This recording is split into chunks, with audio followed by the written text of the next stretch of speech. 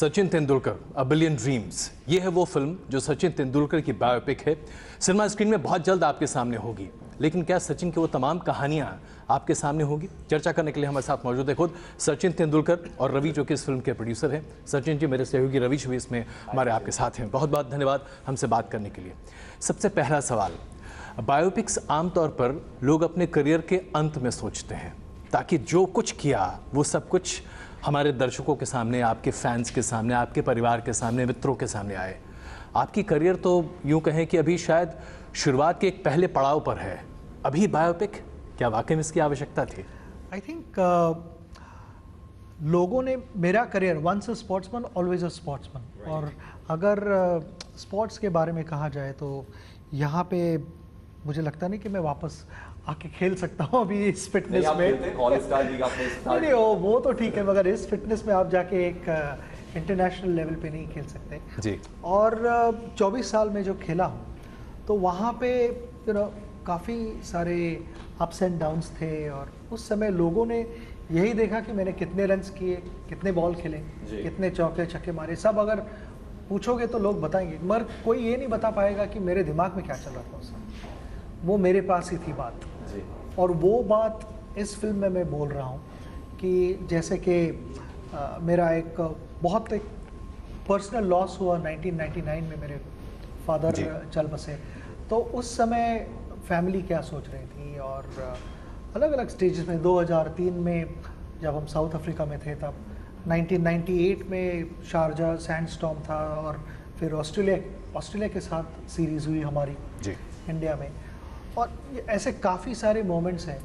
मुझे लगा कि ये दर्शकों को पता लगना चाहिए। एक चीज़, एक आपका ट्वीट है जो कि आपने शाहरुख खान के ट्वीट के जवाब में लिखा था कि ज़िंदगी में हार न होती तो वो जीत, और जीत के आगे सीख नहीं मिलती। बिल्कुल, ये हम समझना चाहते हैं। क्या जब हारते हो जी तो आपका माइंड ज़्यादा ओपन हो जाता है इन्फॉर्मेशन एब्सॉर्ब करने के लिए, और जब आपकी तैयारी होती है जी तो ऑटोमेटिकली आप सीखते हो, और जब आप सीखते हो तो रिजल्ट्स ऑटोमेटिकली फॉलो होते हैं। सचिन, बहुत सारे पर्सनल वीडियोस भी हमने ट्रेलर में दिखाए जा रहे हैं, तो उनका यूज़ करना ये कैसे आया कि वो जो पर्सनल वीडियोस हैं जिसमें सारा भी हैं, अर्जुन भी हैं, वो भी दिखाई दे रहे हैं ट्रेलर में? हाँ, तो ये एक बड़ा डिसीजन था क्योंकि जैसे कि मैंने पहले कहा कि 24 साल सभी को पता है कि क्या हुआ है। राइट, आपकी कहानी सबको याद है। अगर आप कोई भी कॉइन को देखते हो तो आपको हमेशा एक ही तरफ दिखती है जी, कॉइन की एक ही बाजू दिखती है, दूसरी साइड कभी दिखती नहीं है। तो वो दूसरी साइड हम दिखाना चाह रहे हैं। अच्छा सर, एक बड़ा इंटरेस्टिंग चीज़ है कि सचिन सर के जो बेटे हैं अर्जुन, उनकी और सचिन की जो एक पिक है बहुत ज़्यादा वायरल हो रही है, और सचिन कहा जा रहा है कि जो अर्जुन है वो जस्टिन बीबर की तरह लगते हैं। तमाम ट्वीट्स आ रहे हैं, बीबर अभी शो करके गए मुंबई में, तो ये काफ़ी सारे फोटोज अभी सर्कुलेट। आपको अच्छा लगता है जब इस तरह से अर्जुन की बातें सामने आती हैं? एक बाप बहुत गर्व महसूस करता है अपने बेटे को इस तरह से आगे बढ़ते देखकर। हाँ, मगर मैं ये भी समझता हूँ कि उसे उसका लाइफ जीने देना ज़्यादा इम्पोर्टेंट है जी, क्योंकि जब मैं बढ़ रहा था तो मेरे ऊपर उस तरह का प्रेशर नहीं था। मेरे फादर ने ऑलवेज मुझे फ्रीडम दिया जी, और वो आई थिंक फ्रीडम के साथ एक रिस्पॉन्सिबिलिटी आ जाती है। जब आप जैसे उम्र में बढ़ते हो तो मैच्योरिटी आ जाती है। And Arjun is still growing, और वो अभी भी 17 साल का ही है, तो उसको वो एक स्पेस मिलना बहुत ज़रूरी है। रवि, हम आपके पास आए उससे पहले, चूँकि आपके बेटे की बात हो रही है और बचपन की बात हो रही है, सचिन तेंदुलकर जब टीनेजर थे तो एक क्रिकेटर बन चुके थे, और उस वक्त जो वो 1 रुपये का सिक्का वो हासिल किया करते थे, उसकी अहमियत आज सचिन तेंदुलकर जो कि एक मिलियनेयर से कहीं बड़े हैं, कितना फ़र्क है उस 1 रुपये के सिक्के में और आज मल्टी मिलियनेयर सचिन? वो 1 रुपये का सिक्का नहीं, वो मेरे लिए मेडल है। क्योंकि जैसे ओलंपिक में कोई कम्पीट करता है और मेडल जीतना चाहता है, वैसे ही हम कम्पीट करते थे जी। और जब सर स्टंप के ऊपर वो कॉइन रखते थे तो सारे बॉलर्स बहुत ज़्यादा जान लगाते थे मुझे आउट करने के लिए, और बहुत सारे फील्डर्स रहते थे जी। सर हमेशा ये कहते थे कि मुझे वो एक्सक्यूज़ नहीं चाहिए कि ये था नहीं फील्डिंग को, कोई भी कैच पकड़े वहाँ पे अगर शरबत वाला रहे और वो कैच पकड़े तो तुम आउट हो। अच्छा, तो वो एक रूल था पक्का, तो मुझे हमेशा बॉल ग्राउंड पे रखना पड़ता था। राइट। रवि, ये जो हम ट्रेलर देखा है हमने बायोपिक का सचिन अ बिलियन ड्रीम्स का, तो आपको आइडिया 4 साल इसमें लग गए। और दूसरी चीज़ ये कि हम जो बाकी हमने बायोपिक देखे, चाहे मैरी कॉम की हो, मिल्खा सिंह की हो या महेंद्र सिंह धोनी की आई हो, उसमें एक्टर डिफरेंट था। तो ये क्या सोच थी कि सचिन को ही वहाँ पे एक्ट करेंगे और नरेशन भी सचिन का होगा? देखिए वो एक्टिंग तो कर नहीं रहे हैं क्योंकि नरेशन जैसा ट्रेलर में दिख रहा है। हम उनको खाली क्रिकेट खेलते हुए देखे हैं, तो एक्टिंग करना I never wanted him to act. Right. तो मेरा खाली यही था एज अ फैन, हमने भी उनको फॉलो किया 93 94 से बॉल टू बॉल, तो कितने अनआंसर्ड क्वेश्चंस है, इतने सारी चीज़ें हम जानना चाहते थे। तो मुझे लगा ये एक प्योर फॉर्मेट है कि अगर वो अपनी कहानी हमें बताए तो एक कैसे वो फील कर रहे थे, क्योंकि कोई एक्टर को लेते तो they also do a great job, but I am saying it's coming from him. मुझे लगा कि एज अ फैन ज़्यादा प्रभावशाली कनेक्ट बिल्कुल मोर कि ये बता रहे कि ये हो रहा था मेरे साथ। फैमिली इनकी जो रियल फैमिली है बता रही थी कि सबने कंट्रीब्यूट किया राले पाल उसी तरीके से जिस तरह के शायद आप बचपन में दिखाए अभी भी ऐसे बच्चे को ढूंढना क्या आसान था, खास करके आप लोगों के लिए, क्योंकि शायद आई थिंक मैं रवि और उनकी टीम नहीं, को ये सवाल उनके पास करता हूँ क्योंकि उन्होंने सब कुछ किया। हाँ, क्योंकि देखिए कई बार ये होता है कि जब बायोपिक्स में आप चीज़ों को प्रेजेंट करना चाहते हैं, सिमिलैरिटी आदमी ढूंढता है। वो टीनेजर सचिन आज वैसे नहीं दिख सकते, और वो जो हल्की सी मुंह छुगी हुई है और उस तरीके से वो व्यक्ति खड़ा है, वो छोटा सा बच्चा, बहुत मुश्किल होगा आपके लिए इस तरह से आइडेंटिफाई करना। ऑलमोस्ट 300-350 किड्स ऑडिशन किए थे, खाली वो छोटे बच्चे के लिए, छोटा बच्चे सचिन के लिए। और उसका हमारा ब्रीफ था कि वो नेचुरली नॉटी होना चाहिए। तो हम उनको जब ऑडिशन करते थे तो उनको कुछ नॉटी चीज़ करने के लिए बोलते थे। तो आप नॉटी चीज कह रहे हैं तो मैं इनसे पूछना चाहता हूँ, भाई ऐसा नॉटी कौन कौन सा काम आप करते थे? देख फिल्म में देख। एक्चुअली फिल्म में है वो सारी अच्छा वो सारी चीजें फिल्म में है। नहीं, आप बहुत शैतान हुआ करते थे, कम से कम ये कहा जाता है। तो ये शैतानी क्या होती थी? हमने ये भी सुना कि एक दफ़ा आपने सौरभ गांगुली के रूम में हॉस पाइप लगा दिया था। हाँ, बहुत बार ऐसे सारी चीज़ें की है क्योंकि उसके बिना तो लाइफ में कोई मज़ा नहीं है ना।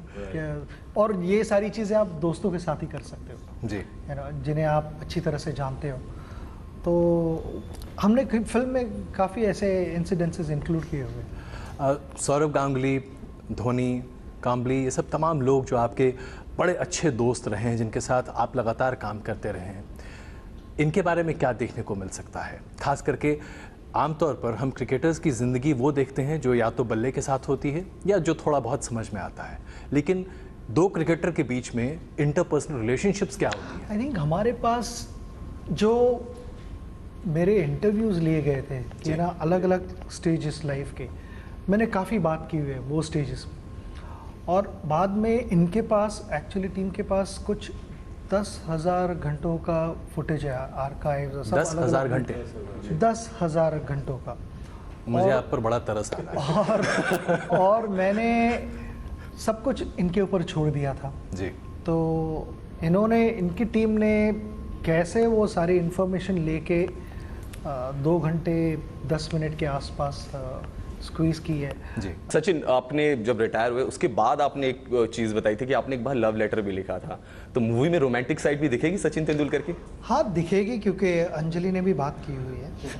तो ऑब्वियसली हम पेड़ के पीछे भागेंगे और डांस वगैरह नहीं करेंगे। वो तो अच्छा भी नहीं, मैंने पहले ही कहा था मैंने पहले ही कहा था कि ना जैसे अभी यहाँ पे कहा कि once a sportsman always a sportsman. तो वो मैंने रवि को कहा था, क्योंकि रवि जब मेरे पीछे लगा था एक्चुअली ये मूवी करनी है तुम्हारी लाइफ के ऊपर, तो मैंने कहा रवि अभी नहीं, बाद में हम करते देखते हैं, मुझे टाइम दो। तो 8 महीने मैंने रवि को पकड़ के रखा था कि ना ठीक है भाई तुम छोड़ो।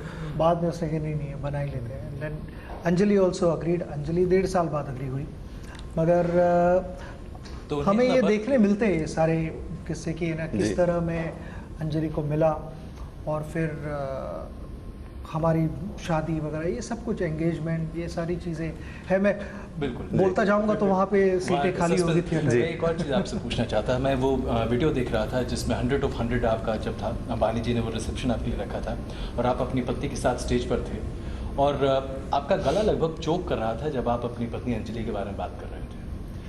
आपके और उनके रिश्ते, जाहिर सी बात तो लोग उसे बहुत एक ऊंचे ओहदे पर देखते हैं, लेकिन खुद सचिन तेंदुलकर अपनी पत्नी को किस नज़रिए से? वेल ये तो मूवी में आता ही है जी और मैंने मेरे रिटायरमेंट स्पीच में भी कहा है कि that is the best partnership of my life और आज भी वही कहता हूँ कि ना it is the best partnership. मैं एक्चुअली ग्राउंड पे अकेला जाता था बैटिंग करने, मगर मेरे साथ एक बहुत बड़ी टीम होती थी। मेरी पूरी फैमिली, मेरे दोस्त, सभी के गुड विशेस थे और जाने के पहले कोई ना कोई अपनी अपनी अलग अलग तरह से कंट्रीब्यूट करता था कि जिससे मेरा गेम और अच्छा हो जाए। इट नीड नॉट बी कि क्रिकेट के ऊपर ही एडवाइस, Right. मगर कुछ और कर लिया। जैसे फैमिली में अंजलि बहुत सारी चीज़ें करती जहाँ उसने क्रिकेट के बीच में कभी इंटरफियर नहीं किया, मगर मैं क्रिकेट किस तरह से अच्छा खेल पाऊँ और स्ट्रेस फ्री रहूँ, उसके लिए उसने बहुत सारी चीज़ें की। मेरे भाई ने, मेरी माँ बहन, सब ने, जो मेरे आसपास थे, वो उनका एक ही गोल था जी। कि इसको स्ट्रेस फ्री कैसे रखे ताकि इसका परफॉर्मेंस। और अगर आप स्ट्रेस फ्री रहते तो पूरा देश भी स्ट्रेस फ्री रहता था। लेकिन मैं सचिन- कोशिश करता था, जी। मगर ये कंट्रीब्यूशन उनकी रही है और सिर्फ वो ही नहीं, मगर उन्होंने बहुत सारे सैक्रिफाइसेस किए हैं मेरे लिए और ये टीम का अंजलि एक इंटेग्रल पार्ट है इसी विषय पर रहते हुए मैं ज़रा एक बात पूछूं आपसे। आमतौर पर हम सब जब कभी मन करता है अपनी पत्नी के साथ कुछ ऐसे अनमोल वक्त निकालते हैं, कभी ऐसा हुआ कि आपने अपनी फरारी में उन्हें बैठाया और कहा कि आज चलो सितारों पर चलते हैं? सीन लिख दिया उन्होंने। नहीं, एक्चुअली वैसा एक है, हमारी एक ड्राइव भी है। वैसे वो हमने थोड़े बहुत शॉट्स लिए हुए हैं जी और हाँ, हम बहुत बार ड्राइव्स पे जाते भी हैं और BMW में जाते हैं। तो he is the brand ambassador of BMW। हाँ, चलिए। हाँ, तो क्योंकि वो आपको होता है। तेज कार का काफ़ी शौक है, नहीं, इसलिए ऐसे नहीं, मुझे सेफ ड्राइविंग पसंद है, टू बी ऑनेस्ट। ये नहीं कि रेस ट्रैक पे मैं जाता हूँ जब मुझे लगता है कि वहाँ पे चलानी चाहिए, और गो कार्टिंग जहाँ Right. मुझे बहुत वो भी। मज़ा रहती है गो कार्टिंग, तो वहाँ पे जैसे चाहिए आप मस्ती कर लो, that is still okay, but normal road पे वैसे नहीं चला सकते। जी सचिन, अभी हमने एक वीडियो भी देखा था आपका, दो बाइक में जा रहे थे, उन्होंने हेलमेट नहीं पहना हुआ था, तो आपने उनको बल्कि रोका भी और बोला कि आपको हेलमेट पहनना आई चाहिए। Think life is precious, isn't Right. It? उसकी वैल्यू करना सीखो। एक बार गिरने के बाद कोई मज़ा नहीं किया ना, आप हॉस्पिटल में हो, आपकी फैमिली आपके पीछे दौड़ रही है, आप कुछ नहीं कर पा रहे हो, डिपेंडेंट हो, सिर्फ हेलमेट पहनते हो तो लाइफ चेंज हो जाती है। Sachin, back to the film, आपने अभी गाना भी गाया इनफैक्ट सोनू निगम के साथ, और सारे क्रिकेटर्स का उसमें नाम भी लिया जो आपके साथ वर्ल्ड कप में खेले हैं, तो ये एक्सपीरियंस आपके लिए कैसा रहा? और फिल्म से पहले हमने गाना सुना तो काफ़ी हिट्स भी मिल रहे हैं और सब पसंद भी कर रहे हैं इसे।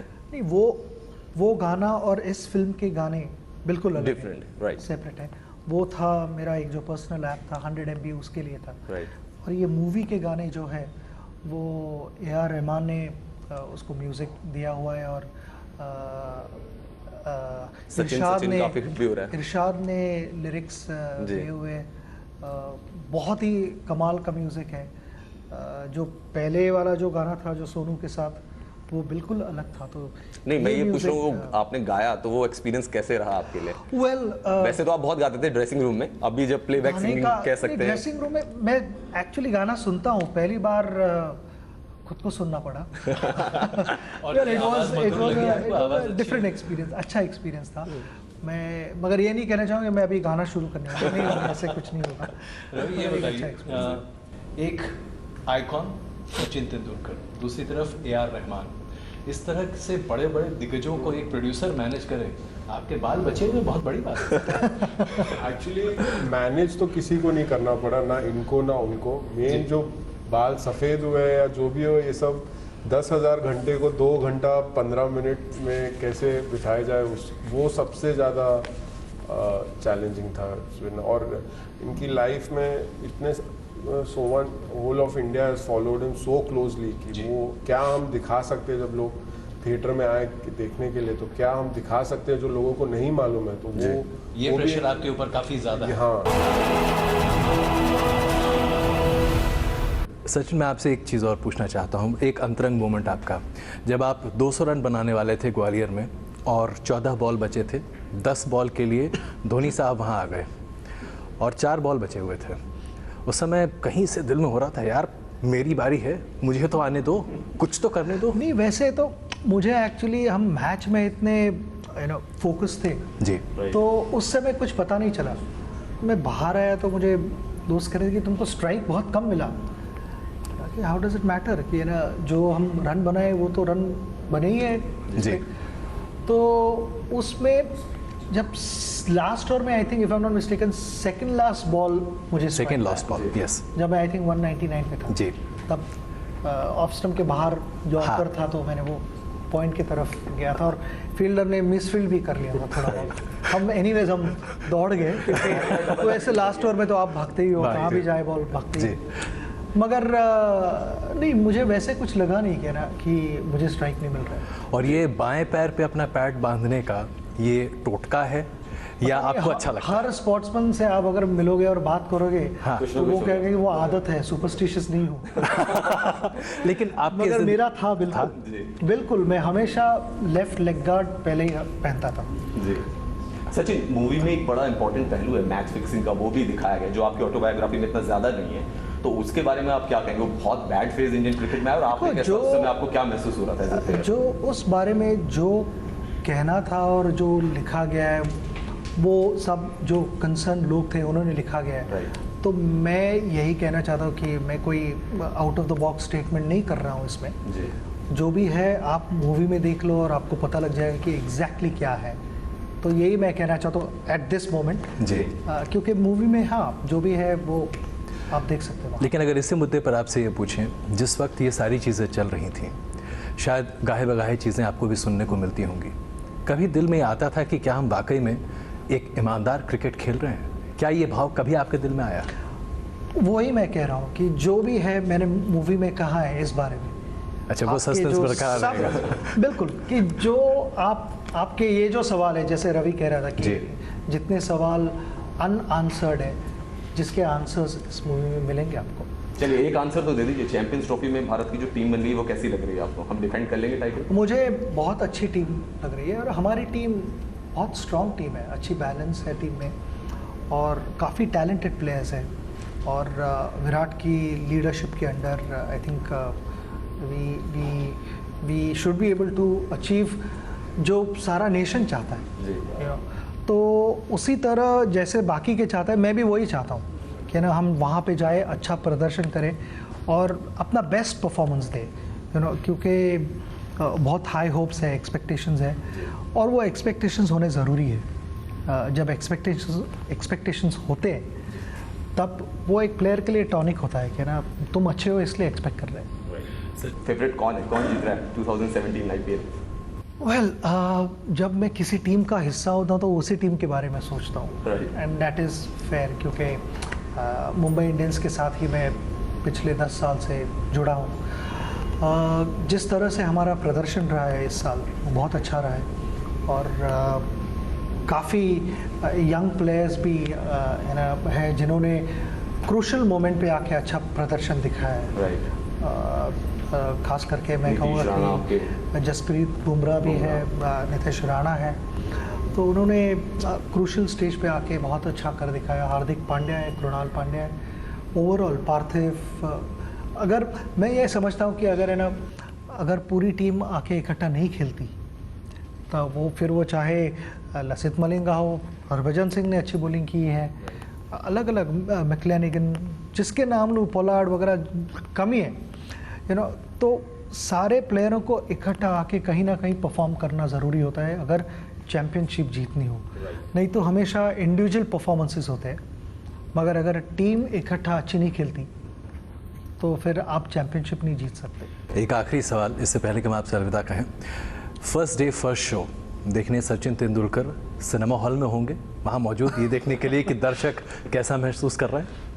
शायद मैं हूँ, you know, never know, disguise कुछ दाढ़ी लगा के शायद मैं हूँ, you never know, I might be that. But आपने मूवी देखी तो सुनने में बड़े इमोशनल हो गए आप मूवी देखकर। मैं यही उम्मीद करता हूँ कि बाकी के लोग भी इमोशनल हो जाए। बहुत धन्यवाद न्यूज़ नेशन से बात करने के लिए और हमारी शुभकामनाएं आपके इस बैक पिक के लिए। बहुत धन्यवाद।